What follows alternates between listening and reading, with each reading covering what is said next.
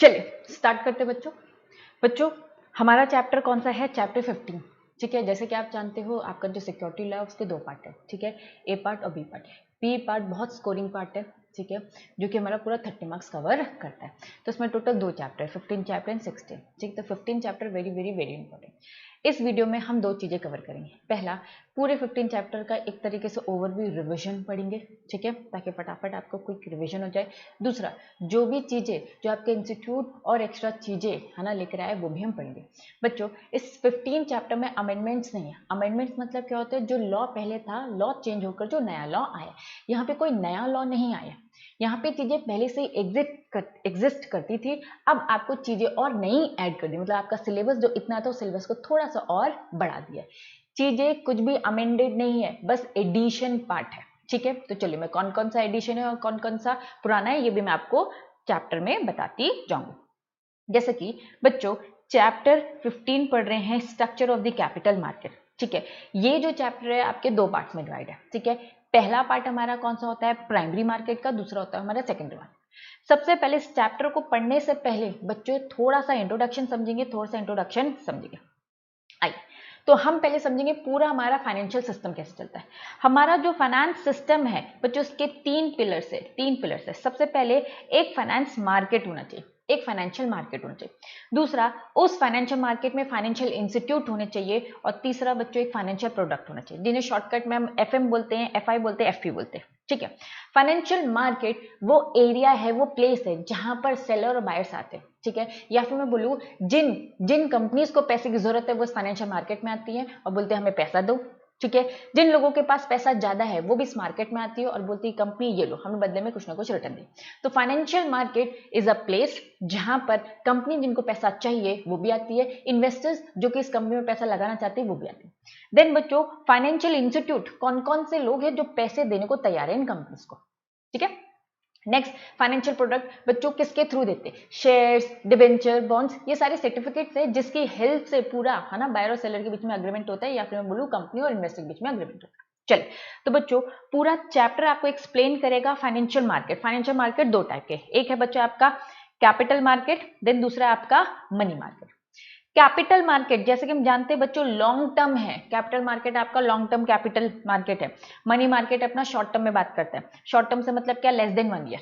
ठीक है, और लॉन्ग टर्म मतलब क्या? More than 1 year.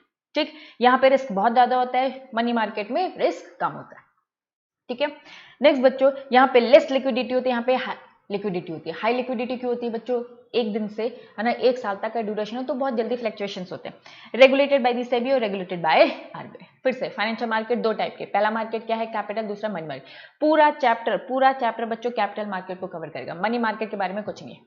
पहले तो इसका इंट्रोडक्शन भी नहीं था, जस्ट फॉर ये पूरा सिस्टम मैं आपको समझाती थी, लेकिन अब थोड़ा सा बच्चों कंटेंट डाल दिया है। मतलब राइट और शॉर्ट नोट मनी मार्केट में आ सकता है। पहले राइट और शॉर्ट नोट मनी मार्केट में नहीं आता था क्योंकि आपकी बुक में कोई कंटेंट ही नहीं था, ये बस मैं आपको एक्सप्लेन करती थी। ठीक है, अब आ गया, दिखाऊंगी कहां पर। चलिए, अब हम कैपिटल मार्केट पढ़ रहे हैं। कैपिटल मार्केट के दो मार्केट, एक सिक्योरिटीज मार्केट, एक अदर। अब पूरा चैप्टर आपको सिक्योरिटीज मार्केट बताएगा। ठीक है, तो जो हमारा सिक्योरिटी मार्केट दो पार्ट्स में है, प्राइमरी और सेकेंडरी। जैसे कि मैंने आपको बताया 15 चैप्टर दो पार्ट्स में डिवाइड है, तो बच्चों ये 15 चैप्टर पहले आपको प्राइमरी मार्केट बताएगा, फिर आपको सेकेंडरी मार्केट बताएगा। प्राइमरी मार्केट मतलब कि वो मार्केट जिसमें कंपनी डील करती है इन्वेस्टर से, कंपनी नए शेयर इशू करती है। सेकेंडरी मार्केट कुछ नहीं बच्चों, स्टॉक एक्सचेंज की बात करें, स्टॉक यहाँ पे Bombay stock exchange, national stock exchange के थ्रू हम पूरा का पूरा क्या करते हैं? ट्रेडिंग करते हैं। ठीक है, जिसमें दोनों साइड इन्वेस्टर होते हैं, एक इन्वेस्टर खरीदता है, दूसरा इन्वेस्टर बेचता है। यहाँ पे एक साइड कंपनी होती है, दूसरा साइड कौन होता है? हमारा इन्वेस्टर। ठीक है, तो चलो, तो कंपनी इन्वेस्टर मतलब यहाँ पे पब्लिक इशू, आईपीओ, एफपीओ लाया जाता है, right issue, bonus, private placement, ESOP होता है। और यहाँ पे इन्वेस्टर टू इन्वेस्टर के बाद स्टॉक एक्सचेंज, मैकेनिज्म, मार्जिन, ये सारी चीजें हम डिटेल में पढ़ेंगे। तो चलो आज स्टार्ट करें बच्चों। जैसा कि मैं पहले आपको लेसन आउटलाइन बता दूं, लेसन आउटलाइन सबसे पहले आपको है ना लेसन आउटलाइन में कुछ चीजें दिख रही होंगी। हम अभी फर्स्ट पार्ट पढ़ रहे हैं, फर्स्ट पार्ट में पूरे 4 टॉपिक्स है, ये 4 टॉपिक्स फर्स्ट पार्ट में हम पढ़ेंगे। इन 4 टॉपिक्स की बात की जाए बच्चों, तो जो रेड कलर से हाईलाइट है ये आपके नई चीजें हैं, ये आपके है ना न्यू चीजें एड ऑन हुई है आपके सिलेबस में। मतलब कि सबसे पहले आपको दिख रहा होगा क्या? Financial market in India. बच्चों इंट्रोडक्शन मैंने आपको दे दिया, एक्चुअल में ये इंट्रोडक्शन ही दे रखा है। पहले क्या होता था, डायरेक्ट आपको यहां से स्टार्ट कर दिया जाता था।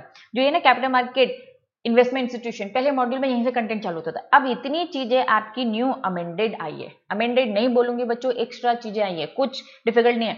यहाँ पे आपको क्या बताया है, बस आपको ये बताया भाई जो हमारा मनी मार्केट है ना, मनी मार्केट क्या है, कैपिटल मार्केट क्या है, नीड क्या है, क्यों कैपिटल मार्केट में रेगुलेटर की जरूरत पड़ती है हमें, सेबी आरबीआई की क्यों जरूरत पड़ती है, रेगुलेटर्स कौन कौन से हैं। तो ये चीजें नहीं ऐड की है, कुछ डिफिकल्ट नहीं, ईजी है, बस आपको याद रखना है। ठीक है, चलिए तो सबसे पहले हम समझेंगे फाइनेंशियल मार्केट। बच्चों जो रेड कलर से हाईलाइट है ये आपका न्यू है, मतलब यहाँ पर सारी चीजें सेम है जो अभी तक पढ़कर आए हो। आप नेशनल स्टॉक एक्सचेंज पर, नेशनल लेवल का इंस्टीट्यूट पढ़ चुके थे, याद करो हमने पार्ट ए, पार्ट बी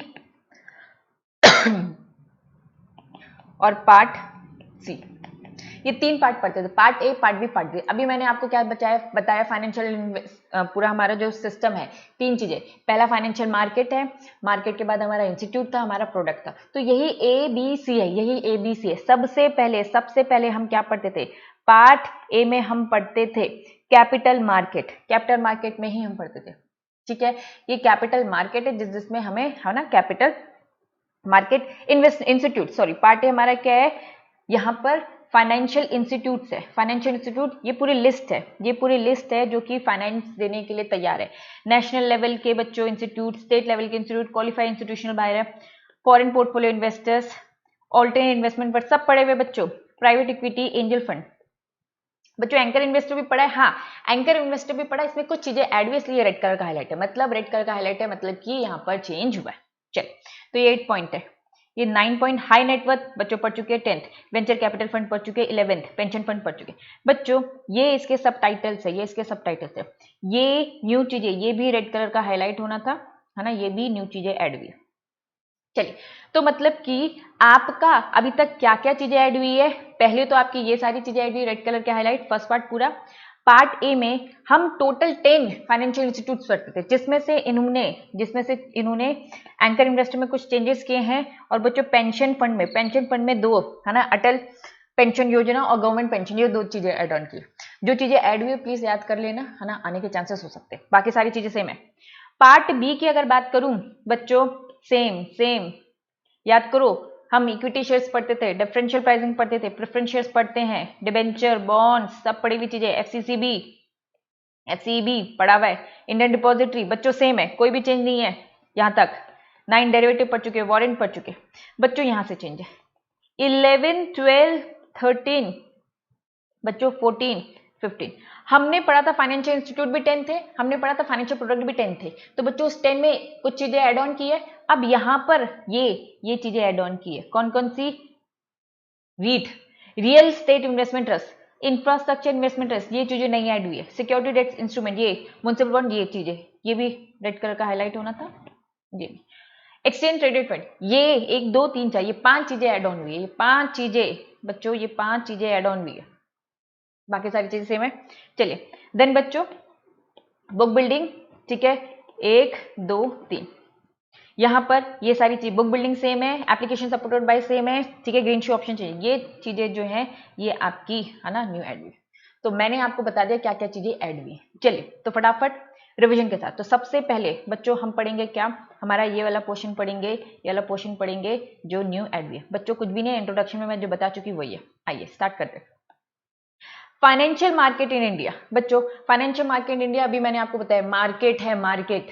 तो फाइनेंशियल मार्केट की बात की जाए तो भैया 2 मार्केट थे, एक कैपिटल मार्केट था, एक प्राइमरी मार्केट था, ठीक है, सॉरी कैपिटल मार्केट था, एक मनी मार्केट था। मनी मार्केट में भैया कुछ नहीं है, बस कैपिटल मार्केट को बताया। कैपिटल मार्केट के भी 2 टाइप आते हैं, एक प्राइमरी आता है, एक सेकेंडरी आता है, ये सारी चीजें बच्चों इंट्रोडक्शन में ही लिखा है। अब financial market is efficient trade off security, ये एक मार्केट है जहां पे सिक्योरिटीज की हम ट्रेडिंग करते हैं, ट्रांसफर ऑफ फंड करते बिटवीन जो भी लेंडर्स है बोरोवर्स, पैसे जिनको चाहिए वो बोरोवर्स, जो देने वाले वो लेंडर्स है, ठीक है। Also create securities for the investment, people also have surplus, जिनके पास ज्यादा फंड है वो सिक्योरिटीज में है ना पैसा लगाए ताकि उनको इन्वेस्टमेंट का कुछ रिटर्न मिल सके, ठीक है। चलिए अब ये तो इंट्रोडक्शन हमने पढ़ लिया, इसके अंदर बच्चों हेडिंग फाइनेंशियल मार्केट का फंक्शन क्या है, चिल्लर चीज है, फाइनेंशियल मार्केट का फंक्शन क्या है। तो अब यहाँ पे एग्जाम में डायरेक्ट ये क्वेश्चन आ सकता है, कुछ डिफिकल्ट नहीं है, फाइनेंशियल मार्केट के बस काम पूछे हैं, ठीक है। तो आ जाइए, अगर मैं इसकी हेडिंग बताऊं तो भैया मोबिलाइजेशन करना सेविंग्स का, सेविंग को मोबिलाइज करना फाइनेंशियल मार्केट का काम है। देन और क्या है बच्चों, प्राइस सिक्योरिटीज की डिटरमाइन करना, ये फाइनेंशियल मार्केट का काम है। नेक्स्ट क्या है बच्चों, लिक्विडिटी प्रोवाइड करता है, ये है इसका फंक्शन। नेक्स्ट क्या लिखा है बच्चों, कॉस्ट को रिड्यूस करता है, और क्या लिखा है, एक्सचेंज करता है एसेट्स को, फिजिकल विदाउट फिजिकल डिलीवरी। वापस से बोल रही बच्चों, फाइनेंशियल मार्केट के फंक्शन क्या क्या है, ये न्यू चीजें ऐड की गई है। पहला क्या लिखा है बच्चों, मैंने आपको ये हेडिंग बना दी जो पिंक कलर का हाईलाइट है। आइए, फैसिलिटी प्रोवाइड करता है मोबिलाइजेशन और चैनलाइज करना, जो भी सेविंग है ना, लोगों की जो सेविंग है उसको स्टॉक मार्केट में लगाता है पैसे, है ना, पैसे लगाता है और कुछ ना कुछ आपको रिटर्न मिलता है, तो सेविंग को मोबिलाइज करने का काम करता है। It's help determining the price of the security on the basis of the demand and supply. बच्चों डिमांड एंड सप्लाई के बेसिस में प्राइस कितनी होनी चाहिए ये पता लगाने में भी हेल्प करता है, ठीक। देन प्रोवाइड करता है लिक्विडिटी, बच्चों स्टॉक मार्केट लिक्विडिटी, जब चाहे आप पैसा निकाल लो, ठीक है। इट्स प्रोवाइड लिक्विडिटी जो भी ट्रेडेबल एसेट है बाय फैसिलिटिंग एक्सचेंज, ठीक है। As a investor can readily sell, कभी भी बेच सकता है, सिक्योरिटीज कन्वर्ट कर सकता है अपने एसेट को इनटू कैश, ठीक। नेक्स्ट पढ़ते, रिड्यूस करता है cost by providing valuable information. बच्चों स्टॉक मार्केट से आपको वैल्यूएबल इन्फॉर्मेशन मिल जाती है, तो जो एक्स्ट्रा कॉस्ट लगते हैं उन कॉस्ट को रिड्यूस करने का भी काम करता है by regarding security traded financial market. और फैसिलिटी प्रोवाइड करता है एक्सचेंज ऑफ एसेट्स विदाउट, बच्चों आप यहाँ पे ऑनलाइन डिमैट अकाउंट के थ्रू, है ना, एक्सचेंज कर सकते हो विदाउट फिजिकल डिलीवरी। तो ये हमारे क्या है, फंक्शन, डायरेक्ट क्वेश्चन आ सकता है, ठीक है, फाइनेंशियल मार्केट के फंक्शन। नेक्स्ट बच्चों, प्राइमरी मार्केट क्या है, अभी इंट्रोडक्शन में मैंने बताया, प्राइमरी मार्केट छोटा मार्केट है, ठीक है। इस छोटे मार्केट में एक दिन से लेकर एक साल तक होता है, मैक्सिमम ड्यूरेशन 1 साल है। तो बच्चों राइट अ शॉर्ट नोट आएगा और कुछ नहीं, मनी मार्केट में राइट अ शॉर्ट नोट। तो मनी मार्केट से आप क्या समझते हो, तो मनी मार्केट एक मार्केट है, फाइनेंशियल मार्केट, यहाँ पे बोरोइंग और लेंडिंग किया जाता है short term funds, short term थोड़े ड्यूरेशन के लिए बोरोइंग और लेंडिंग किया जाता है, दैट वाज मनी मार्केट, पहला पॉइंट। दूसरा, मैच्योरिटी जो इनकी रहती है बच्चों, वो कब से रहती है, 1 दिन से 1 ईयर तक, 1 डे से 1 ईयर, मतलब मैक्सिमम टाइम क्या है, 1 ईयर तक का, मैक्सिमम टाइम कितना है बच्चों, 1 ईयर तक का। तीसरा, यहाँ पे जो ट्रांजेक्शन होते हैं उनका नेचर क्या है, यहाँ पे जो ट्रांजेक्शन होता है उनका नेचर क्या है, large in amount, amount large होता है, ड्यूरेशन कम है, कम ड्यूरेशन है लेकिन अमाउंट क्या है बच्चों, लार्ज है, ठीक है, large in amount and high in volume, ठीक। Then we can say that entire market dominated, यहाँ पे स्मॉल नंबर ऑफ, है ना, नंबर ऑफ लोग कम होते हैं, small number of large players होते हैं। वापस से मनी मार्केट में राइट और शॉर्ट नोट आ सकता है, काफी कुछ हम इंट्रोडक्शन में पढ़ भी चुके हैं, और यहाँ पर भी बच्चों ये एक फाइनेंशियल मार्केट जहाँ पे बोरिंग और लेंडिंग किया जाता है शॉर्ट टर्म फंड में, यहाँ पे 1 दिन से 1 ईयर तक का ड्यूरेशन होता है, यहाँ पे लार्ज होता है अमाउंट और हाई होता है इन वॉल्यूम, ठीक है, और स्मॉल नंबर ऑफ बच्चों डोमिनेट करते हैं, स्मॉल नंबर ऑफ, है ना, लार्ज प्लेयर्स, ठीक है।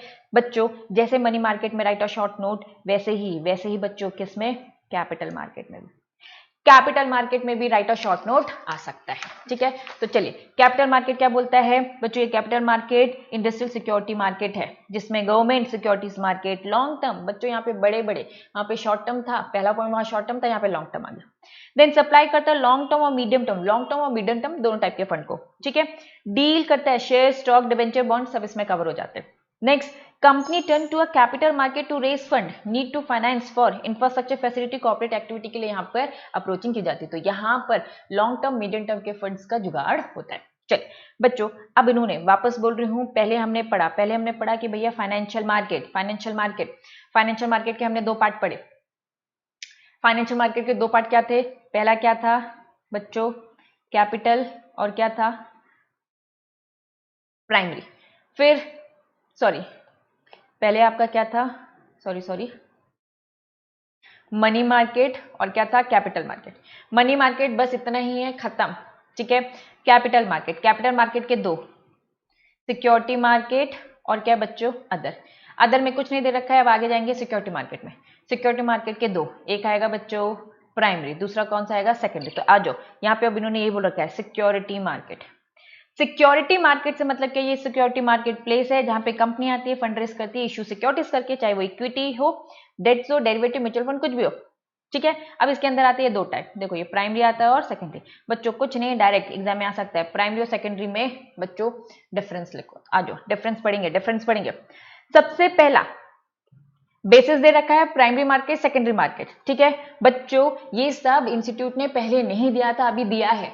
ये कुछ भी अमेंडेड नहीं है, ये ऐड है, ऐड, ठीक है। ऐसा नहीं था कि ये पहले नहीं होता था इस बार हो रहा है, नहीं बच्चों, ये ऑल टाइम से था, बस आपके सिलेबस में हटा दिया गया था, बीच में सिलेबस में से हटा दिया था, पुराने सिलेबस में था ये, ठीक है। न्यू सिलेबस में पहले हटा दिया गया था, फिर से लेकर आ गया। आइए, तो मीनिंग क्या है बच्चों, मीनिंग क्या है, मार्केट प्लेस है जहां पे फ्रेश शेयर इशू किया जाता है। प्राइमरी मार्केट, अभी बच्चों मैंने इंट्रोडक्शन में बताया था कि प्राइमरी मार्केट में कंपनी और इन्वेस्टर की डीलिंग होती है, ठीक है। स्टॉक एक्सचेंज में दोनों साइड आपका इन्वेस्टर होता है, ठीक। तो यहाँ पे फ्रेश सिक्योरिटीज होती है, यहाँ पे बस ट्रेडिंग होती है। सिक्योरिटी तो इशू कर चुकी है ना कंपनी, अब बस ट्रेडिंग होगा, ठीक।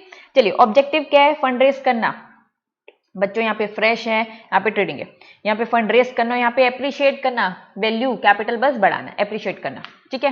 चलिए, स्कोप की बात की जाएगी तो बच्चों यहाँ पे न्यू सिक्योरिटी आता है, आईपीओ आता है, यहाँ पे बोल रखा है बस यहाँ पे हम ट्रेडिंग की बात करते हैं, ठीक है। यहाँ पे ऑलरेडी ऑफर्ड होता है पब्लिक को।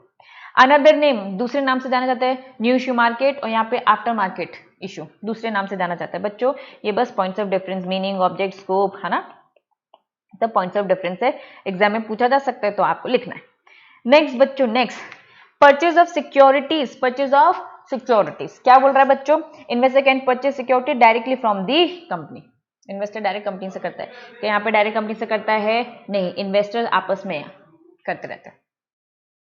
नेक्स्ट बच्चों, नेक्स्ट हेडिंग क्या है बच्चों, फाइनेंसिंग की बात हो रही है, फाइनेंसिंग की बात हो रही है। Primary market provide funds to new and old company, new और पुरानी कंपनी को करता है, डज नॉट प्रोवाइडिंग फंडिंग। बच्चों यहाँ पे बस ट्रेडिंग होता है, स्टॉक एक्सचेंज में बस ट्रेडिंग होता है, सेकेंडरी मार्केट, ठीक है। पार्टीज टू ट्रांजेक्शन, यहाँ पे कंपनी और इन्वेस्टर की डीलिंग होती है, यहाँ पे इन्वेस्टर और आपस में इन्वेस्टर्स। यहाँ पे इंटरमीडिएट कौन होता है, अंडरराइटर होता है, यहाँ पे कौन होता है बच्चों, ब्रोकर होता है। प्राइस यहाँ पे फिक्स होती है, यहाँ पे फ्लैक्चुएट होती रहती है, कंपनी इशू करी फिक्स प्राइस में करती है, ठीक है। बुक बिल्डिंग होती है तो एट द एंड फिक्स हो जाता है। यूटिलाइजेशन ऑफ फंड की अगर बात की जाए, fund gain from the primary market become the capital, आगे चल के कंपनी का कैपिटल बनता है, और ये fund receive from the secondary market become the investor की इनकम। यहाँ पे सेकेंडरी मार्केट में इन्वेस्टर की इनकम होती है, और यहाँ पे कंपनी को, यहाँ पैसा किसको मिलता है, एट द एंड कंपनी को मिलता है, यहाँ पे एट द एंड किसको मिलता है, इन्वेस्टर को, ठीक है। चलिए, अब ये भी चीजें न्यू दे रखी है बच्चों। हेडिंग क्या है, need for the regulator in the capital market. Capital market में क्यों जरूरत है हमें, क्यों जरूरत है रेगुलेटर की, तो सबसे पहले समझो ये रेगुलेटर कौन कौन है, कौन कौन से रेगुलेटर, 3 रेगुलेटर्स है। एक है prime ministry of finance, SEBI and RBI. बच्चों किसी के बारे में डिटेल नहीं है, थोड़ा थोड़ा 2 लाइन का है, वो स्किप करेंगे, सीधा आ जाएंगे सेबी में। सेबी को ही डिटेल में पढ़ेंगे क्योंकि यही है हमारा important, SEBI. The capital market regulator, 3 regulator है, 3 रेगुलेटर है, कौन कौन है, आरबीआई, सेबी और मिनिस्ट्री ऑफ फाइनेंस। अब हम सेबी के बारे में पढ़ेंगे क्योंकि पूरा का पूरा सिक्योरिटी लॉ है, ठीक है, सेबी मेन है यहाँ पे। अब सेबी टेक केयर करेगा कुछ बातों का, सेबी के कुछ ऑब्जेक्टिव है, सेबी के कुछ फंक्शंस है, चलो रीड करें। तो सेबी किस चीज का ध्यान रखेगा, SEBI issuers of the securities, उनका ख्याल रखेगा। कंपनी, इश्यूअर कौन है बच्चों, कंपनी जो सिक्योरिटी इशू करे, इन्वेस्टर का और फाइनेंशियल इंटरमीडिएट्स, इनका ध्यान रखता है। ऑब्जेक्ट क्या है, प्रोटेक्ट करना इन्वेस्टर के इंटरेस्ट को, प्रिवेंट करना कोई भी मैल प्रैक्टिसेस ना हो, फेयर एंड प्रॉपर फंक्शनिंग हो, तो ये इसका ऑब्जेक्ट है। बच्चों छोटे छोटे क्वेश्चंस आ सकते हैं। फंक्शंस क्या है बच्चों, फंक्शंस इनकी 3 कैटेगरीज है। एक फंक्शन है प्रोटेक्टिव फंक्शन, प्रोटेक्ट करने का काम, दूसरा रेगुलेटरी, रेगुलेट भी करता है बच्चों, एंड देन क्या है बच्चों, डेवलपमेंट फंक्शन। 3 फंक्शंस है, प्रोटेक्टिव फंक्शन है, रेगुलेशन के फंक्शन है, काम होता है, काम सभी के क्या क्या काम है, प्रोटेक्शन करने का भी काम है, रेगुलेट करने का भी काम है, और बच्चों डेवलप करने का भी काम है। तो चलिए आइए, सबसे पहले हम पढ़ते हैं प्रोटेक्ट करने का काम। चेकिंग प्राइस रिगिंग, रिगिंग मतलब क्या होता है, क्या कोई प्राइस फिक्सिंग तो नहीं हुई है, कहीं प्राइस फिक्सिंग तो नहीं हुई है, ये चेक करना सेबी का काम है, प्रोटेक्टिव है, ठीक है, कहीं हमारे इन्वेस्टर के साथ कहीं गलत धोखा तो नहीं हो रहा है, ये सब इसका काम है। प्रिवेंट करना इनसाइडर ट्रेडिंग को, प्रमोट करना fair practice, create awareness among investors, awareness दो, प्रोहिबिट करना fraudulent and fair trade practices को। अब रेगुलेटरी फंक्शन क्या है, रेगुलेट करना, ऑब्वियसली बच्चों रेगुलेट करेगा तो रूल्स रेगुलेशन बनेगा। डिजाइन करना क्या, गाइडलाइंस, कोड ऑफ कंडक्ट, ठीक है, रेगुलेशन टेक ओवर के भैया डिसाइड करना। देन क्या बच्चों, इंक्वायरी करना, ऑडिट करना, देन रजिस्ट्रेशन करना, जो भी broker, sub broker, merchant bank है इनका का बच्चों फीस लगाना, then performing and exercising power, register and regulate the credit rating. तो बच्चों ये इसके रेगुलेटरी फंक्शन है, एग्जाम में आ सकता है स्पेसिफिक, भैया रेगुलेटरी बताओ या डेवलपमेंट फंक्शंस बताओ। डेवलपमेंट फंक्शन क्या है बच्चों, ट्रेनिंग देना ऑब्वियसली इंटरमीडिएट्स को, प्रमोट करना fair trading, reduction mal practices ना हो, नेक्स्ट क्या है, carry out research work, encourage करना self regulating organisation, and buy and sell mutual fund directly from the assets management company through a broker. ठीक है बच्चों, चलिए बढ़ते हैं। अभी बच्चों सब चिल्लर है। नेक्स्ट बच्चों ये हम पढ़ चुके हैं, हम सेकंड चैप्टर सिक्योरिटी लॉ का सेकंड चैप्टर जो कि सेबी में है, ये सारी चीजें बच्चे रिपीट है, हम पढ़ चुके हैं, बस यहाँ पे उन्होंने ऐड ऑन किया। इन्होंने बोल दिया भैया बताइए सेबी का स्ट्रक्चर बताइए, तो इन्होंने बोल दिया भाई सबसे पहले एक 1 चेयरमैन होता है, ठीक है, और एक चेयरमैन, 2 मेंबर, 1 मेंबर, 5 मेंबर, एक चेयरमैन जो कि गवर्नमेंट के द्वारा अपॉइंट, ठीक है, 2 मेंबर जो यूनियन फाइनेंस मिनिस्ट्री, एक आरबीआई को रिप्रेजेंट करेगा, 5 गवर्नमेंट ऑफ इंडिया को रिप्रेजेंट करेगा। तो बच्चों स्ट्रक्चर पढ़ चुके हैं, रिपीट है बच्चों। नेक्स्ट हेडिंग सेबी, बच्चों इन्होंने कहा 3 रेगुलेटर और भाई सेबी रेगुलेटर के बारे में अब ये लोग डिटेल में बता रहे हैं, ठीक। तो अब सेबी की पावर बता रहे हैं, पावर में क्या बता रहे हैं बच्चों, पूछा जा सकता है, कौन सी जुडिशियल पावर है, कौन सी लेजिस्लेटिव है, कौन सी एजुकेटिव है ना, executive power to issue informal guidance है, तो ये सारी चीजें। तो चलिए आइए क्या बताता है, with this authority SEBI can conduct hearing. बच्चों सेबी की पावर क्या है, सेबी की पावर इन्होंने बोला कंडक्ट हियरिंग, हियरिंग करवाना, कंडक्ट करवाना, ठीक है, pass order in case of the unethical. इन्होंने कहा ये कौसी मतलब सेमी जुडिशियल जैसा काम करता है, सेबी हमारा जुडिशियल जैसा काम करता है। क्या काम करता है, हेयरिंग कंडक्ट करवाने का काम करता है, ठीक है, ऑर्डर पास करता है जो भी अनएथिकल फ्रॉडुलेंट ट्रेड हो रहा है ना, this ensure transparency fairness accountability, ये सब करता है। कौसी लेजिस्लेटिव भी काम है, कौसी जुडिशियल मतलब जज जैसा, कौसी लेजिस्लेटिव मतलब रूल्स बनाने वाला, लेजिस्लेचर का क्या काम है, लॉ बनाना, रूल्स बनाना, तो बच्चों ये भी बनाता है, सेबी बनाता है। Power under this segment law SEBI draft rules and regulation protection of the interest, ठीक है, रेगुलेशन बनाता है, जैसे regulation SEBI LODR and all, ठीक। कौसी एग्जीक्यूटिव भी काम है इसका, कौसी एजुकेटेड मतलब क्या, ऑथराइज है, सेबी ऑथराइज है, फाइल कर सकता है case against anyone who violate rule regulation, executive का भी काम है फॉलो करवाना। एम्पावर टू इंस्पेक्ट कर सकता है other document to find trace, जो भी सस्पिशियस एक्टिविटी, ठीक। चलिए power to issue informal guidance, बच्चों ये भी पावर है। हम यहाँ पे कितने पावर पढ़ रहे हैं टोटल, 4, 1 2 3 4। इनफॉर्मल गाइडेंस भी इंट्रोड्यूस किया सेबी ने, इनफॉर्मल गाइडलाइंस, ठीक है, 2003 इंटरमीडिएट रजिस्टर्ड इनफॉर्मल गाइडेंस कि भैया कैसे रजिस्ट्रेशन होगा, वो आपको गाइड करेंगे, हेल्प करेंगे कैसे कहाँ आपको रजिस्टर करवाना है इनफॉर्मल तरीके, तो इसकी गाइडेंस भी है, ठीक है, ये हमने पढ़ा था। चलिए अब ये था, ये जितना भी पढ़ा बच्चों ये अमेंडेड है, अमेंडेड नहीं कहूंगी सॉरी, एडिशन एक्स्ट्रा जो उन्होंने एड ऑन किया, ठीक है। इसके बाद बच्चों सेम आ जाइए, हमने पार्ट्स पढ़े अपने, ठीक है, पार्ट ए 1 2 3 बच्चों 3 एलिमेंट कॉन्सिडर, फाइनेंशियल सेक्टर में 3 एलिमेंट्स, वही फाइनेंशियल मार्केट, फाइनेंशियल, ठीक है, इंस्टीट्यूशन और फाइनेंशियल प्रोडक्ट। तो यहाँ पे उनको हम क्या बोल सकते हैं, हम यहाँ पर बोल सकते हैं फाइनेंशियल मार्केट, इसको हम शॉर्टकट में FI financial institute, capital market instrument, इसको हम बोल सकते हैं financial product, financial market shortcut में FM। अब बच्चों एक एक को पढ़ेंगे, सबसे पहले फाइनेंशियल इंस्टीट्यूट को पढ़ेंगे। अब यहाँ पर पार्ट ए आ रहा है, ये हमारा फाइनेंशियल इंस्टीट्यूट है। फाइनेंशियल इंस्टीट्यूट में हम पहले 10 पॉइंट्स पढ़ते थे, अब बढ़ गए हैं 11 हो गए, ठीक है बच्चों। सबसे पहला हमने पढ़ा था national level institute. National level में बच्चों हमने इसके अंदर पार्ट्स पढ़े थे, हमने ऑल इंडिया क्या पढ़ा था, ऑल इंडिया डेवलपमेंट बैंक्स पढ़ा था पहला। दूसरा ये हमारा सेकेंड पॉइंट था, हमने सेकेंड पॉइंट पढ़ा था specialised financial institution all India, फिर स्पेशलाइज, ठीक है। देन बच्चों ये हमारा तीसरा था, ये हमारा तीसरा था। यहाँ पे मैंने आपको शॉर्टकट दिया, ये बहुत सारी चीजें लेंदी थी, यहाँ पे मैंने कट शॉर्ट आपको दे रखा है। आइए वापस आते हैं बच्चों, ऑल इंडिया डेवलपमेंट बैंक्स के अंदर ये पॉइंट्स आते थे, ABCD नाम याद करो, IDBI, IFSCI, SIDBI, I, ठीक है, IIBI, ये हमारे 4 टाइप के all India development banks cover होते थे। इनके मेन ऑब्जेक्ट यहां दे रखे हो, ये कॉमन मतलब कि हम इसमें किस में लिखेंगे, ABCD सब में कॉमन लिखेंगे, एग्जाम में तो कोई एक आएगा बच्चों, ये कॉमन लिख देना। भाई हमारा IDBI का काम क्या है, फाइनेंस कर देना मीडियम और लार्ज स्केल इंडस्ट्रीज को, बच्चों ये सारे पॉइंट साथ में लिख देना। क्या, प्रोजेक्ट लोन, अंडरराइटिंग का काम करता है, direct subscription, refinancing, merchant banking, syndication of loan, ये भी करता है, कॉमन पॉइंट्स है। एग्जाम में बोलना भैया मेन काम इसका ये और ये भी है, सब में ये कॉमन पॉइंट्स डाल देना। IFCI का मेन काम क्या है, IF बच्चों जैसे इसका फाइनेंस करना मीडियम लार्ज स्केल इंडस्ट्री, उसका क्या फाइनेंस करना है, डाइवर्सिफाई ग्रोथ ऑफ इंडस्ट्री, जो डाइवर्सिफाई हो रही इंडस्ट्रीज उनको फाइनेंस देना, और साथ में बच्चों ये सारे पॉइंट्स भी लिख देना। नेक्स्ट SIDBI का क्या काम है, finance micro small and medium, साथ में ये कॉमन पॉइंट्स सब में ऐड करो।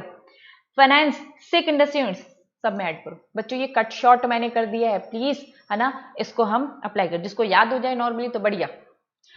स्पेशलाइज फाइनेंशियल इंस्टीट्यूट की बात की जाए तो बच्चों इसमें भी 3 आते थे, वह ABC, ठीक है, IVCF, ICSI, देन TFCI, तो ये सारी चीजें यहाँ पे कवर होती थी। इनका मेन काम क्या है, IT टेक्नोलॉजी को फाइनेंस देना, इसका भी IT टेक्नोलॉजी को फाइनेंस देना, लेकिन ये टूरिज्म की बात करता है। इसके अलावा बच्चों, इसके अलावा हम किसको कवर करेंगे, लोन सब्सक्रिप्शन टेक्नोलॉजी, ये कॉमन पॉइंट सब में डाल देंगे, बस टेक्नोलॉजी वाला पॉइंट टूरिज्म में मत डालना, ठीक है। चलिए, इन्वेस्टमेंट इंस्टीट्यूट की बात करेंगे तो ABC, ठीक है, LIC, UTI, GIC, इनका मेन काम साफ है बच्चों, object to insure life, object encourage saving investment UTI का, और जनरल इंश्योरेंस और नॉन बच्चों GIC है, जनरल इंश्योरेंस। इसमें बच्चों कोई कॉमन पॉइंट नहीं, इसी के बारे में लिखना है बस, ठीक। तो ये है हमारा नेशनल लेवल का। देन बच्चों नेक्स्ट आ जाओ, स्टेट लेवल के इंस्टीट्यूट की बात करेंगे तो स्टेट लेवल में 2 लोग हैं, ठीक है, स्टेट फाइनेंस कॉर्पोरेशन और स्टेट इंडस्ट्री डेवलपमेंट कॉर्पोरेशन। बच्चों मेन ऑब्जेक्ट यहां लिखे हुए, डेवलपमेंट करना किसका, स्मॉल एंड मीडियम एंटरप्राइजेस, ठीक है भाई। SIDC का क्या काम है, ऑब्जेक्ट प्रमोटिंग क्या, industrial development in the respective state, providing finance assistance small and, और बच्चों ये अदर मतलब ये मेन है, ये आपके मेन है। इसके अलावा फाइनेंस असिस्टेंस देना, subscription providing assistant to new type of business, जैसे कि है ना फ्लोरिकल्चर, फ्लावर से रिलेटेड टिश्यू, बॉडी के पार्ट्स की टिश्यू की बात हो रही है, ठीक है, कल्चर एंड ऑल, ये भी इनको भी प्रमोट करता है, ठीक है। देन अदर ऑब्जेक्ट क्या, variety of the promotional activity, जैसे industrial potential, entrepreneurship, training development में ये भी कवर होता है। तो बच्चों हमने नेशनल लेवल का, स्टेट लेवल का पढ़ा, ये शॉर्टकट पढ़ा है, आपको मालूम है आपके है ना नोट्स में बहुत डिटेलिंग दे रखा है, तो प्लीज एग्जाम में याद कर सको इतना आपको करना है। चलिए बढ़ते हैं बच्चों, सेकेंड नेशनल लेवल पढ़ चुके, state level qualified institution by बच्चों स्टार्टिंग से पढ़ते हैं। ये कुछ एक्सपर्ट्स होते हैं जो कि बड़े बड़े है ना इन्वेस्टमेंट करते हैं कंपनीज में, ठीक है। QIB are institutional investor who expertise and financial power to evaluate, है ना, ये लोग गेस कर सकते हैं कौन सी कंपनी अच्छा रिटर्न दे सकती है तो उसमें इन्वेस्ट करते हैं। Evaluate and invest the capital market subject to SEBI regulation, लेकिन सेबी के कुछ रेगुलेशन, रूल्स रेगुलेशन के हिसाब से इन्वेस्टमेंट होता है। In short, QIB are the investment institute who buy their shares of a company on a large scale, especially IPO और public issue में। बच्चों अब पूरी डेफिनेशन दे रखी है किसकी, क्वालिफाइड इंस्टीट्यूशनल बाय की, ये आप मैंने लिखा है ओरिजिनल नोट्स मतलब कि आपको कुछ नहीं, बस क्या देखने हैं, जो भी हमारे ओरिजिनल आपके जो नोट्स है उसमें आपको बस डेफिनेशन रीड करिए, मैंने यहाँ पे नहीं कवर किया है ना, लिस्ट म्यूचुअल फंड की, pension, contribution, corpus and all. तीसरा फॉरेन पोर्टफोलियो, बच्चों हम पढ़ क्या रहे, हम पढ़ रहे पूरी लिस्ट फाइनेंशियल इंस्टीट्यूट्स की। ये फाइनेंशियल इंस्टीट्यूट जो कि फाइनेंस प्रोवाइड करते हैं, नेशनल लेवल के बैंक, स्टेट लेवल के बैंक, QIB फाइनेंस प्रोवाइड करता है। अब बाहर के फॉरेन पोर्टफोलियो इन्वेस्टर, याद करो फॉरेन पोर्टफोलियो इन्वेस्टर में पहले क्या होता था, फॉरेन इंस्टीट्यूशनल इन्वेस्टर, FI इनके सब अकाउंट, क्वालिफाइड इंस्टीट्यूशनल इन्वेस्टर, इन सबको एक साथ बोला जाता है फॉरेन पोर्टफोलियो इन्वेस्टर, इन सबको एक साथ बोला जाता है फॉरेन पोर्टफोलियो इन्वेस्टर्स, ठीक है। चलिए, तो ये फॉरेन पोर्टफोलियो इन्वेस्टर कुछ नहीं, जैसे कि समझ में आया फॉरेन, तो एक फॉरेन का होगा बाहर के। Portfolio investor means a foreign resident who wish to invest India में आके बस इन्वेस्ट करना चाहते। पोर्टफोलियो मतलब एक है ना बकेट होगा जिसमें अलग अलग टाइप के वैरायटीज के सिक्योरिटीज होंगे जिसमें आप इन्वेस्टमेंट करें, ठीक है। बस इनको सेबी के पास जाके रजिस्टर करवाना पड़ता है एज पर रेगुलेशन। बच्चों इनकी 3 कैटेगरीज होती है, कैटेगरी 1, 2, 3, थोड़े से चेंजेस है कैटेगरीज में, प्लीज बच्चों इन कैटेगरीज को देखना, ठीक है। चलिए, तो 3 कैटेगरीज है, कैटेगरी 1, 2, 3। क्या क्या कैटेगरीज बोलते हैं, government and government related investors, category A में गवर्नमेंट से रिलेटेड इन्वेस्टर्स हैं, ठीक है। अब इन्होंने बोल दिया जैसे central bank, sovereign wealth fund, government agency, international multinational organise, ये है गवर्नमेंट रिलेटेड, ठीक है। तो गवर्नमेंट और गवर्नमेंट रिलेटेड इन्वेस्टर, ये पूरी लिस्ट है उनकी, ठीक है। ये छोटी छोटी आपकी लिस्ट हो गई, 1, 2, 3, 4, 5। चलिए नेक्स्ट क्या बोलता है, पेंशन फंड। बच्चों पेंशन फंड इस कैटेगरी में आएगा, university fund, pension university fund इसमें आएगा, ठीक है। एप्रोप्रिएट रेगुलेटेड एंटिटीज, अब इसके भी ये छोटे छोटे पॉइंट्स है। एप्रोप्रिएटली रेगुलेटेड एंटिटीज जैसे बैंक हो गया, एसेट्स मैनेजमेंट कंपनी हो गया, इन्वेस्टमेंट मैनेजर हो गया, एडवाइजर हो गया, पोर्टफोलियो मैनेजर हो गया, ठीक है। चलिए नेक्स्ट क्या है बच्चों, एप्रोप्रिएट रेगुलेटेड फंड। बच्चों appropriate regulated funds not eligible, जो कैटेगरी 1 में कवर नहीं हो रहे, एप्रोप्रिएट रेगुलेटेड फंड, कोई एप्रोप्रिएट रेगुलेटेड फंड जो कैटेगरी 1 में कवर नहीं है वो यहाँ पर आ जाएगी, ठीक है। एज अ जैसे फॉरेन पोर्टफोलियो, बाहर का फॉरेन पोर्टफोलियो इन्वेस्टर है ना, ये कैटेगरी 2 की बात हो रही है।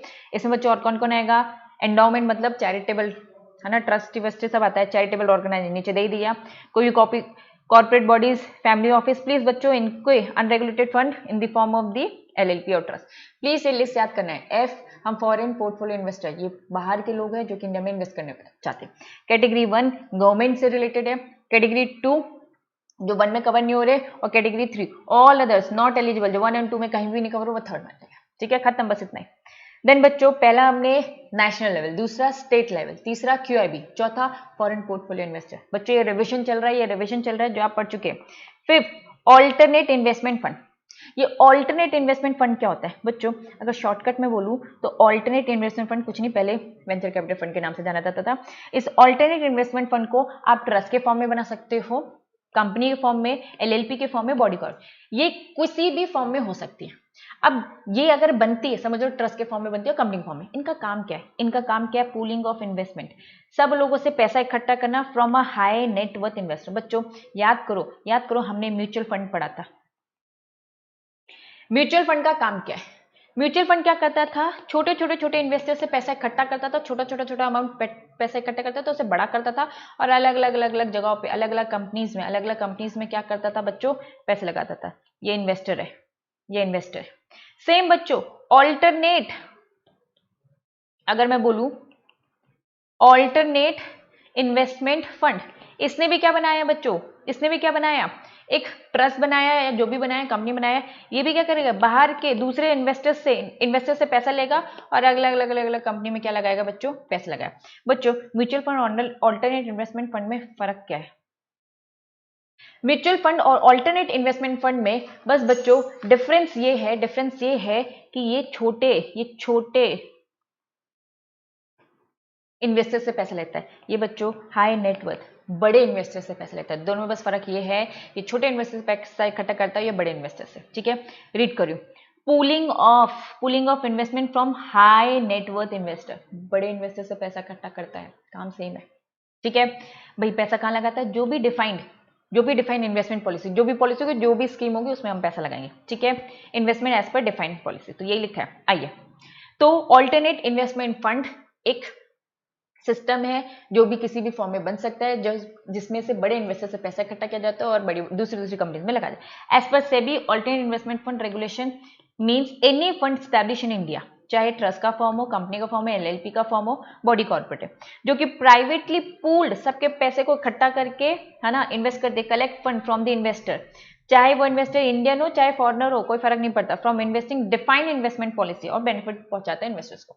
जैसे म्यूचुअल फंड में रिटर्न आता था, हम अपने यूनिट होल्डर को देते, तो यहाँ पर भी ऐसा होता है। ठीक है, चलिए, नॉट कवर, लेकिन इसमें कवर कौन सा नहीं है? म्यूचुअल फंड नहीं। म्यूचुअल फंड जैसा काम करता है, म्यूचुअल फंड नहीं है इसमें कवर। ठीक है, म्यूचुअल फंड नहीं आएगा, कलेक्टिव इन्वेस्टमेंट स्कीम नहीं आएगा। और बच्चों और दूसरा प्रोविजन और भी, फैमिली ट्रस्ट नहीं आएगा, ESOPs नहीं आएगा, इनके खुद के अपने रेगुलेशन है। एम्प्लॉय वेलफेयर ट्रस्ट ये भी कवर नहीं होगा। होल्डिंग कंपनी जो कंपनीज एक्ट में, ये भी कवर नहीं होगा। Special purpose vehicle not establish bye fund manager, ये भी नहीं होगा। फंड जो भी सिक्योरिटाइजेशन रिकंस्ट्रक्शन कंपनी में बने, वो भी नहीं। Any such pool of the fund directly regulated, any other Indian regulator, दूसरा कोई रेगुलेट कर रहा है, सबके अपने अपने खुद के रेगुलेशन है, वो ऑल्टरनेट इन्वेस्टमेंट फंड में कवर नहीं होंगे। ठीक, चलिए, ये हम पढ़ चुके हैं बच्चों। इनकी भी 3 कैटेगरीज है, इंपॉर्टेंट है। ऑल्टरनेट इन्वेस्टमेंट फंड की भी 3 कैटेगरीज, कैटेगरी 1, 2, 3। पहले कैटेगरी 1, यहां पे बोल दिया कैटेगरी 1 के ऑल्टरनेट बच्चों होता क्या है, इतनी डिटेलिंग नहीं है, फाइनल में जाके बहुत डिटेलिंग आप पढ़ोगे। ऑल्टरनेट इन्वेस्टमेंट फंड को अपने आप को रजिस्टर करना पड़ता है सेबी के पास। जब भी वो सेबी के पास अपने आप को रजिस्टर करता है, तो वो बताएगा मैं कैटेगरी 1 में रजिस्टर्ड हूँ, 2 में रजिस्टर्ड हूँ, 3 में रजिस्टर्ड। तो 1 में रजिस्टर्ड होना मतलब क्या? यहाँ पर मैंने आपको बोला कि बड़े बड़े इन्वेस्टर से पैसा इकट्ठा करके अलग अलग जगहों पर पैसा लगाया जाता है। अलग अलग जगहों पर मतलब कहाँ लगाना? अगर आपने किसी स्टार्टअप में पैसा लगाया, मतलब आप कैटेगरी 1 में। अगर आपने किसी अर्ली स्टेज वाली कंपनी में पैसा लगाया, मतलब आप कैटेगरी 1 में। सोशल मीडियम एंटरप्राइजेस में पैसा लगाया, आप क्या हो? कैटेगरी 1 में कवर हो रहे। Which the government and regulator consider socially economical desire, सरकार को लगता है कि भैया ये कंपनी में पैसा लगाना चाहिए, सोशली जरूरी है, हमारी इकोनॉमिक डेवलपमेंट के लिए, डिजायरेबल है इकोनॉमिकली, तो ऐसी जगहों पर पैसा लगाना आप कैटेगरी 1 का अंदर आते हो। अगर आपने रजिस्टर किया कैटेगरी 1 में, तो आप इन्हीं कंपनीज में पैसा लगा सकते हो। ठीक है, एग्जाम्पल दे दिया, वेंचर कैपिटल फंड, स्मॉल, है ना, SME small and medium enterprises में आप पैसा लगा रहे हो। चलिए, अब कैटेगरी 1 तो हो गया, पहले कैटेगरी 3 पढ़नी। फंड, यहाँ पे बोल दिया हम कॉम्प्लेक्स, यहाँ पे उन्होंने स्टार्टअप कंपनीज में पैसा लगाने की बात की, उसने बोला कॉम्प्लेक्स, है ना, ट्रेडिंग, कॉम्प्लेक्स ट्रेडिंग स्ट्रेटेजीज लिखा है, ठीक है, ट्रेडिंग कर लेना से। कॉम्प्लेक्स ट्रेडिंग, हम यहाँ पे बहुत ही कॉम्प्लेक्स, डिफिकल्ट, रिस्की इन्वेस्टमेंट करते हैं बच्चों। यहाँ पे हम स्टार्टअप कंपनीज में करते हैं। अगर आप कैटेगरी 1 में रजिस्टर्ड हो, आपको न्यू कंपनीज में पैसा लगाना है। अगर आप कैटेगरी 3 में हो तो आपको कैसी कॉम्प्लेक्स है ना स्ट्रेटेजी वाली में पैसा लगाना है। इसमें बोल रखा है मे एम्प्लॉय लिवरेज मतलब लोन रिस्की, ठीक है, through the investment listed unlisted unlisted derivative, इन सब में पैसा लगाना बहुत ही रिस्की चीज में। एग्जाम्पल बच्चों हेज फंड, जैसे यहाँ के एग्जाम्पल दे रखे हैं कि भैया वेंचर कैपिटल आप अगर करते हो, स्मॉल एंड मीडियम एंटरप्राइजेस में पैसा लगा, तो ये इसके टाइप है, कैटेगरी 1 के टाइप है बच्चों। हम ऑल्टरनेट इन्वेस्टमेंट फंड के टाइप्स पढ़ रहे हैं, कैटेगरी 1, टाइप 2, 3। तो यहाँ पे वेंचर एसएमई टाइप 1 में आते हैं और टाइप 3 में हेज फंड आते हैं। ऐसे टाइप 3 में equity fund, private equity fund और डेट फंड आते हैं, ये पार्ट 3 में, ठीक है। यहाँ पे उन्होंने बोला भैया जो कैटेगरी 1, 2 में नहीं आते हैं वो कैटेगरी 2 में, 1 और 3 में नहीं आते, वो कैटेगरी 2 में आते हैं, ठीक है। यहाँ पे do not undertake leverage borrowing other than, यहाँ पे बोरिंग में नहीं करते, बस day to day need operation requirements के लिए कर सकते हैं, खत्म। चलिए बच्चों, एंकर इन्वेस्टमेंट पहले कहीं और आता था, अब यहाँ पर है। एंकर इन्वेस्टमेंट सेम है, बस इसमें कुछ चीजें ऐड हुई है। एंकर इन्वेस्टमेंट क्या बोल रहा है? Anchor investment means qualified institutional buyer who make application. बच्चों हम पढ़ते थे 2 टाइप के हमारे स्टॉक एक्सचेंज होता है, एक होता है मेन बोर्ड, एक होता है एसएमई। मेन बोर्ड मतलब कि मेन बॉम्बे स्टॉक एक्सचेंज में लिस्ट है, ठीक है। एसएमई मतलब बॉम्बे स्टॉक एक्सचेंज की स्मॉल एंड मीडियम एंटरप्राइजेस का अलग से एक्सचेंज बना के रखा है वहां पे। अगर आप मेन बोर्ड में आपकी कंपनी लिस्ट है और आपकी कंपनी इशू लेकर आ रही है और उसमें अगर बच्चों किसी क्वालिफाइड इंस्टीट्यूशनल बायर ने 10 करोड़ से ज्यादा की एप्लीकेशन दे रखी है तो उसे हम बोलते हैं एंकर इन्वेस्टर। अगर एसएमई कंपनी हो, छोटी कंपनी हो, एसएमई एक्सचेंज में लिस्ट हो, तो वहां पे अगर 2 करोड़ से ज्यादा की एप्लीकेशन दे रखी है तो हम मानेंगे एंकर है, ठीक है। तो एंकर इन्वेस्टर मतलब वो क्वालिफाइड इंस्टीट्यूशनल बायर होता है जो कि एप्लीकेशन देता है 10 करोड़ का, मेन बोर्ड है जो कि एप्लीकेशन देता है 2 करोड़ का, ठीक है। जो कि क्या है बच्चों, है ना, चैप्टर 9 में कवर है। चैप्टर 9 में एसएमई एक्सचेंज की बात हो रही है।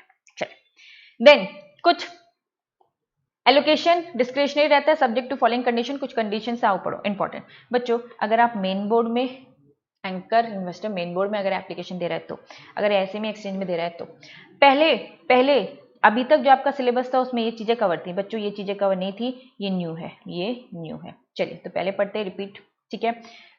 मिनिमम 2 इन्वेस्टर होगा अगर एलोकेशन अप टू 10 करोड़ है तो, ठीक है। मिनिमम 2 एंकर इन्वेस्टर होने चाहिए।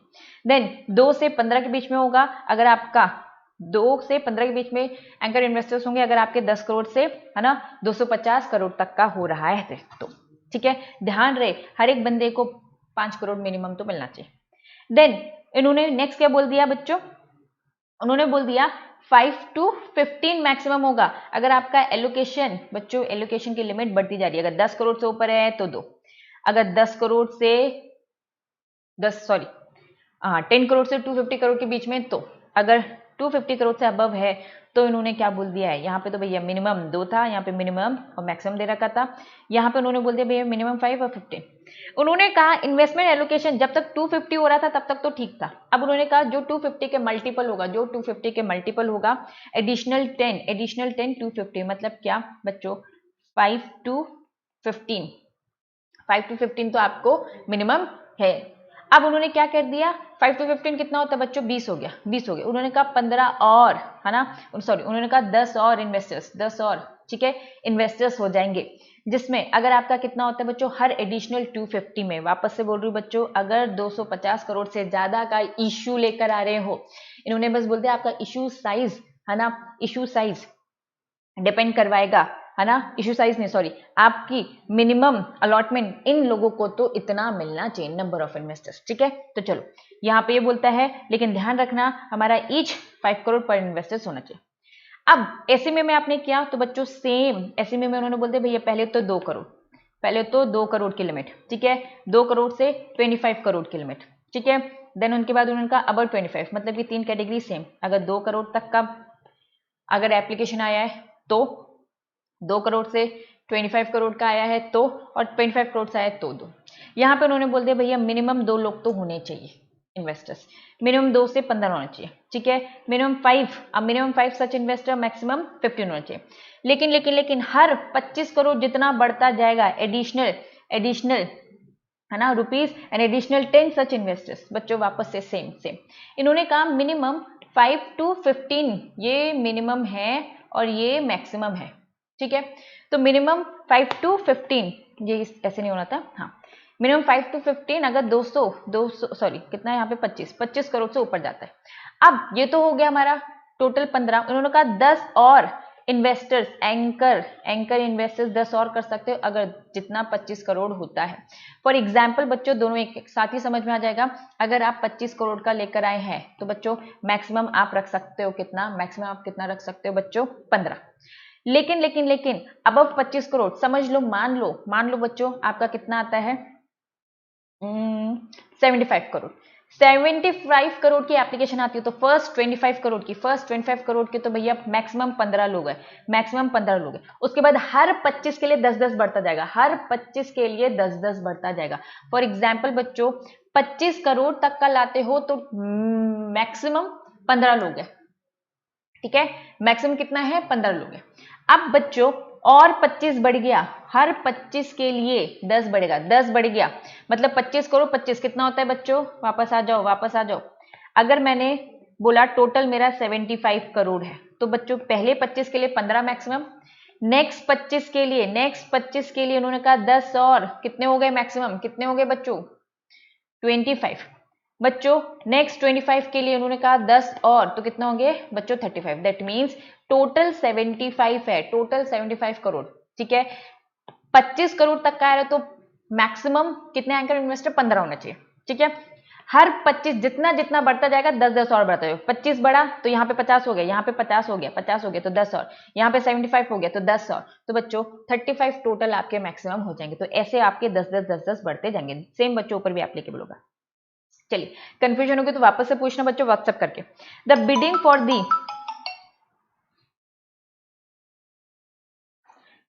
For the anchor investor open one day. बच्चों नॉर्मल जनता के लिए जो हम लेके आ रहे हैं, जनता से पहले आपकी इसकी बिडिंग ओपन करनी पड़ेगी 1 डे बिफोर, ठीक है, एक दिन पहले 1 day before the opening date, एक दिन पहले आपको करनी पड़ेगी। एलोकेशन टू एंकर कंप्लीट कर देना है उसी दिन में, ठीक है, एंकर का पैसा पहले आ जाएगा, उसके लिए बिडिंग पहले ओपन हो जाएगी, ठीक है।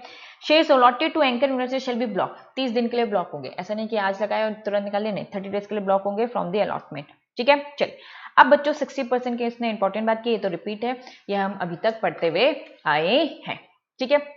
तो क्या बोल रहा है, आपका जितना भी इशू है, मान लो आपका कितना बच्चों 10 लाख का क्या है टोटल इशू है।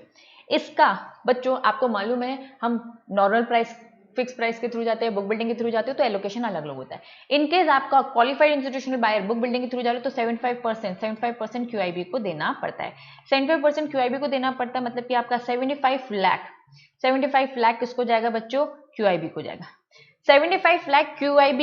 अब बच्चों एंकर इन्वेस्टर्स कौन होते हैं, QIB ही होते हैं, बस ज्यादा बड़े इन्वेस्टर होते हैं, 10 करोड़ से ज्यादा मांगते हैं या फिर 2 करोड़ के ज्यादा मांगते हैं एसएमई के केस में।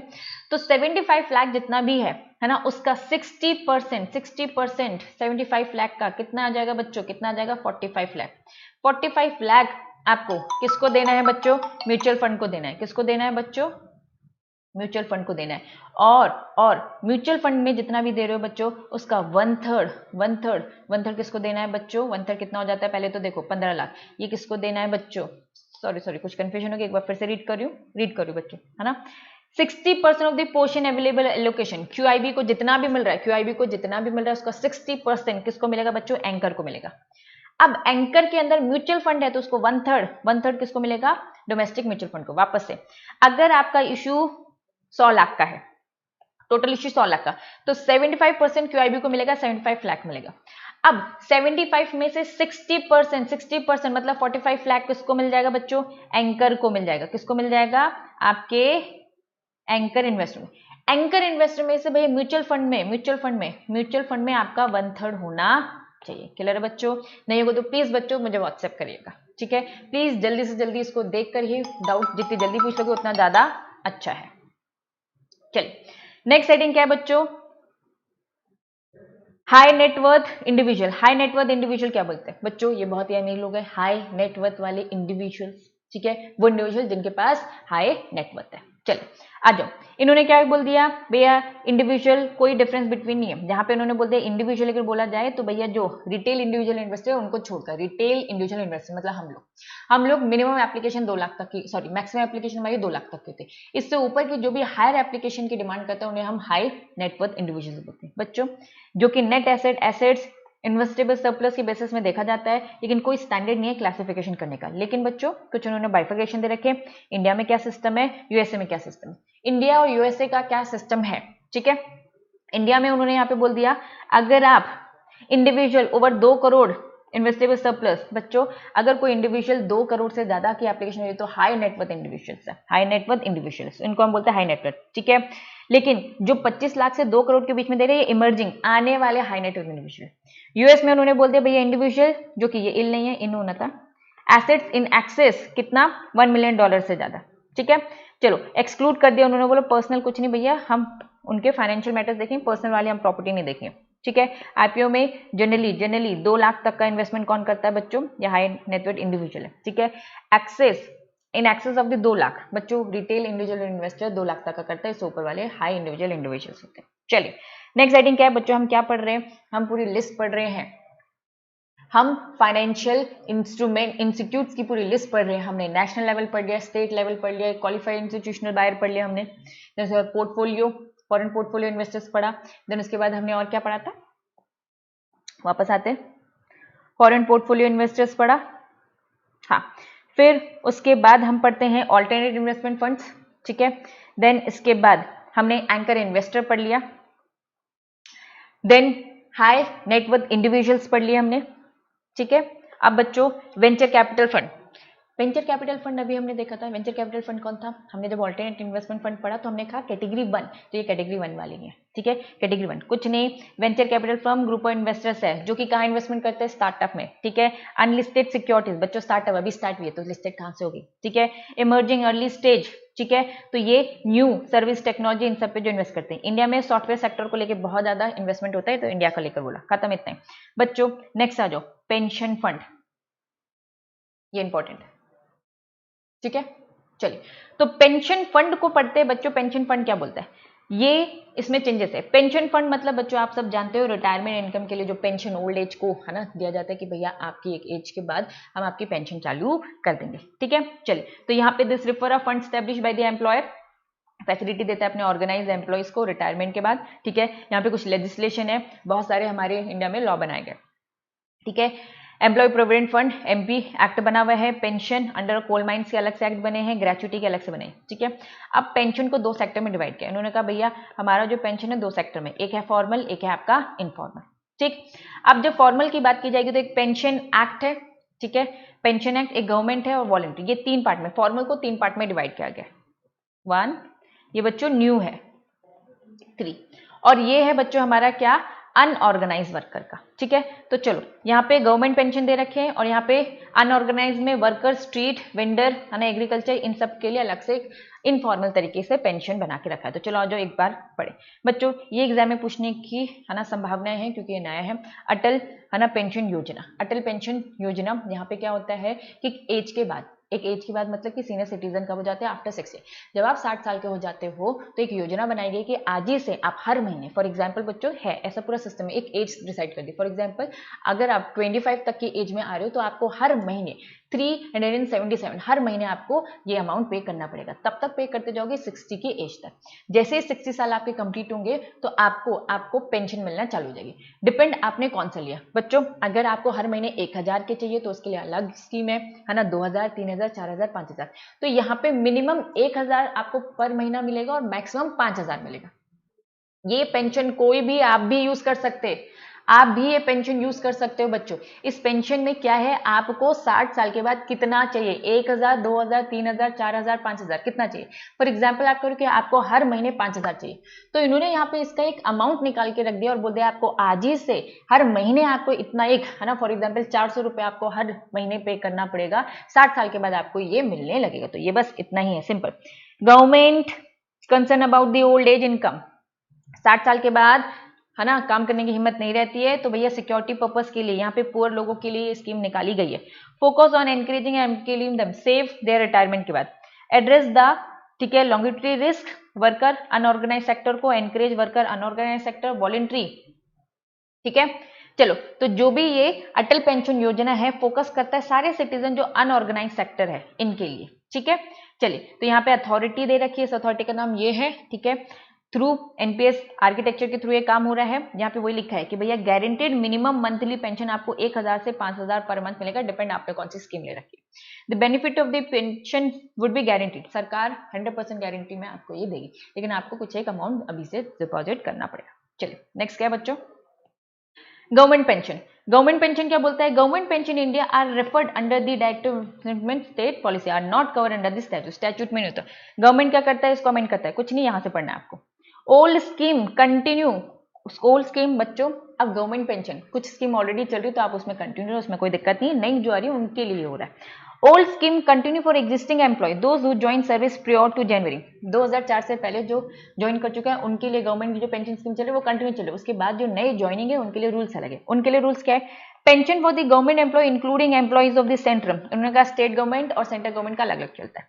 Central government pension like civil servant, बच्चों डिटेल नहीं दी बस हेडिंग दे रखी है, civil servant pension, defence, railway, post, इनके अलग चलते हैं। स्टेट लेवल के अलग चलते हैं, जैसे आरबीआई उसे रेगुलेट करती है, नबार्ड करती है, और अदर बैंक पेंशन इन सबके जो चलते हैं। ठीक है, इन्होंने कहा एक और है सुपर एनिमेशन स्कीम भी है। ये बच्चों जो हमारा म्यूचुअल फंड इंश्योरेंस कंपनी है, ये लोग सुपर एनिमेशन स्कीम्स भी मार्केट में बेचते हैं, जिसमें आपको एक अमाउंट है ना मिलता है। चलिए, तो यहाँ पे हमारा ए पार्ट खत्म होता है। ए पार्ट फाइनेंशियल इंस्टीट्यूट पढ़े हमने, ठीक है, विथ न्यू चीजें जो आपके सिलेबस में आएंगी। चलो बी पार्ट बच्चों, बी पार्ट, क्योंकि ये बी पार्ट हमारा चिल्लर पार्ट है, ये हमारा इंस्ट्रूमेंट की बात करता है, या फिर मैं बोलूं फाइनेंशियल प्रोडक्ट।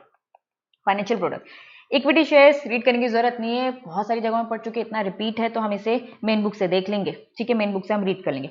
देन बच्चों differential voting right, please main book से इसे देख सकते हो, उसमें मुझे बार बार बताने की जरूरत नहीं है। प्रेफरेंस शेयर्स बच्चों टाइप्स दे रखे, उसको बस वन रीड करना है आपको। डिबेंचर बुक से देखना है, बॉन्ड्स बुक से देखना है, इजी इजी चीजें।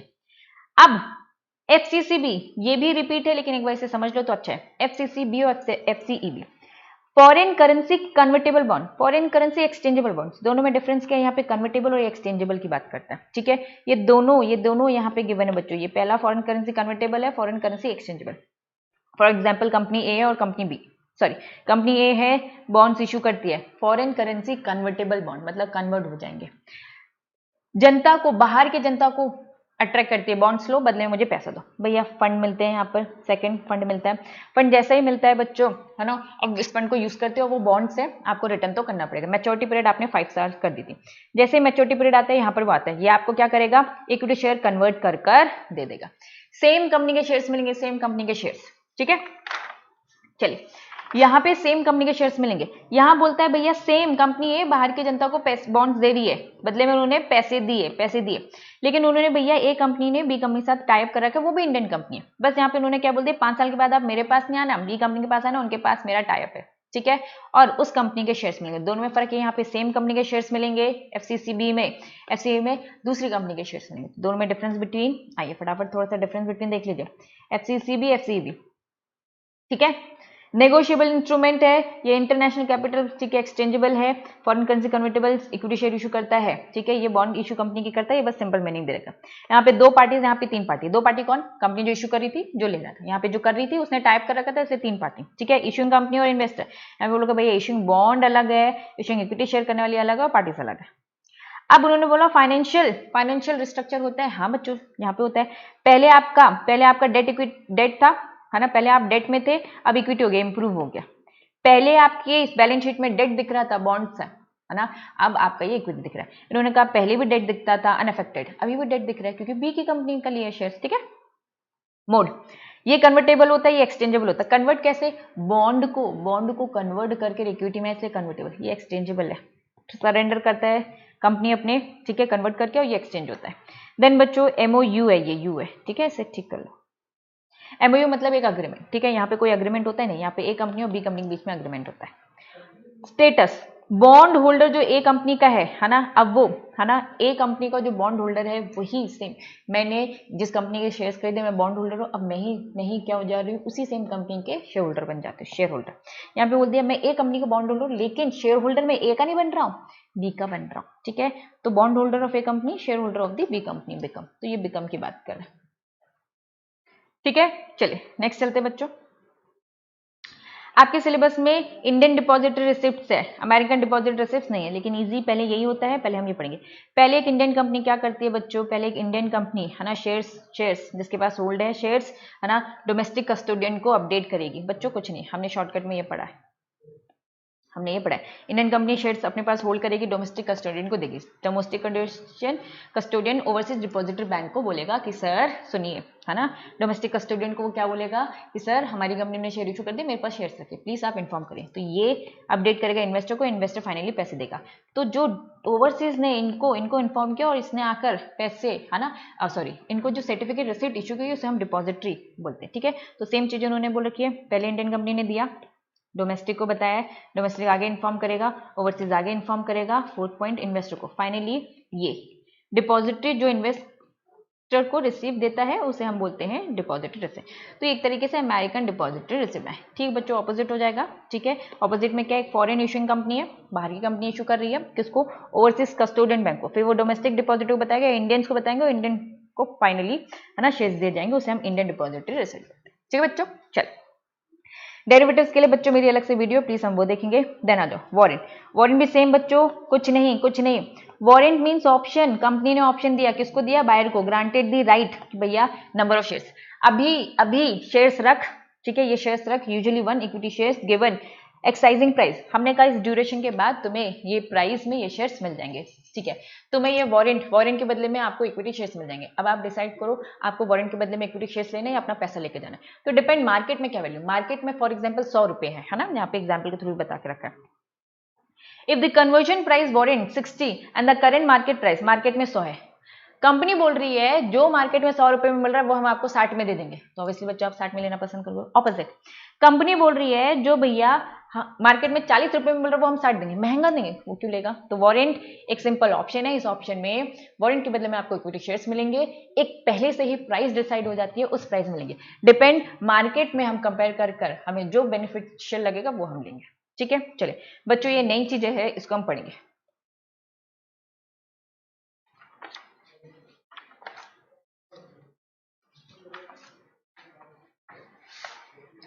चलिए तो क्या है बच्चों, रियल स्टेट इन्वेस्टमेंट ट्रस्ट। तो ये हमारी क्या है बच्चों, रीट है। ठीक है, तो रीट क्या बोलता है, रियल स्टेट इन्वेस्टमेंट ट्रस्ट। बच्चों अभी मैंने आपको म्यूचुअल फंड्स पढ़ाया, म्यूचुअल फंड क्या बोलता है, लोगों से पैसा इकट्ठा करता है और अलग अलग कंपनी में करता है। फिर मैंने आपको एक ऑल्टरनेट इन्वेस्टमेंट फंड पढ़ाया, लोगों से पैसा इकट्ठा करता है, लेकिन यहाँ पे पैसा इकट्ठा करने वाले लोग बड़े इन्वेस्टर्स हैं, अलग अलग कंपनी में। सेम बच्चों रीट है रियल स्टेट इन्वेस्टमेंट ट्रस्ट। यहाँ पे क्या करता है बच्चों, ये सारे लोगों से पैसा इकट्ठा करता है और अलग अलग कंपनी में लगाता है। लेकिन बच्चों ये कंपनी स्पेसिफिक है, ये कंपनी कौन सी है, रियल स्टेट।